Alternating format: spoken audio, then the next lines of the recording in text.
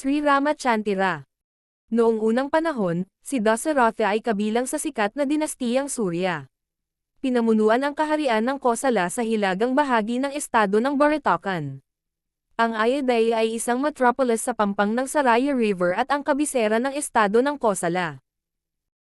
Ang Raja Road ng Ayodhya ay tinatawag na Databidi, at mayroong maraming mas maliliit na kalsada sa magkabilang panig ng pangunahing kalsada.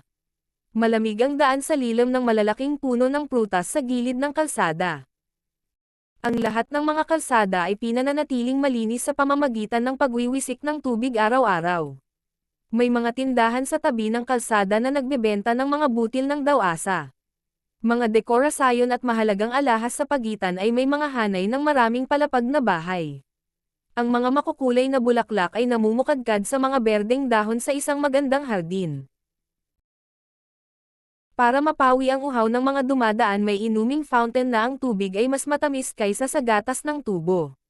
Karaniwan nang makakita ng malinis, maayos na mga lalaki at babae na naglalakad. Kitang-kita sa malayo ang matataas na pader ng malaking kuta. May mga demonstrasyon ng martial arts sa isang malaking plataporma sa harap ng kuta. Doon, lumakad ang mga mapagmataas na sundalo kasama ng mga elepante at kabayo. Habang dumadaan sa ilang mga kalsada, narinig namin ang magandang nito sound ni Vina, ang tunog ng maridangka, ang choir na kumakanta, at ang sigaw ni Fairy. Ang mga pananim tulad ng palay, trigo, at kamote ay itinatanam sa mga bukid sa labas ng lungsod. Ang ilang baka ay nanginginain. Ang Ayodhya ay isang maunlad na lungsod ng Satvik. Masaya ang mga tao may kaalaman sa akademiko, mayaman at maunlad kasama ng mga kamelyo at asno.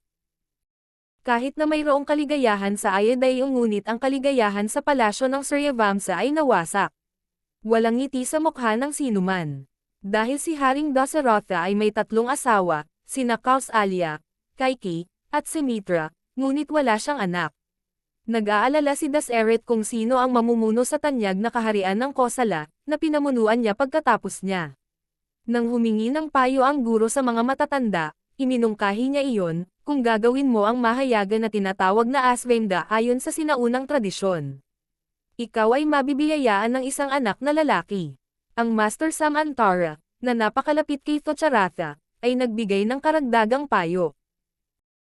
Habang gumaganap ng Asvamedha ang dakilang sage na si Rishi Srisarika, ay dapat imbitahan na si Rishi Vaibhandaka, ang ama ni Rishyasringa, ang nagpalaki kay Rishyasringa.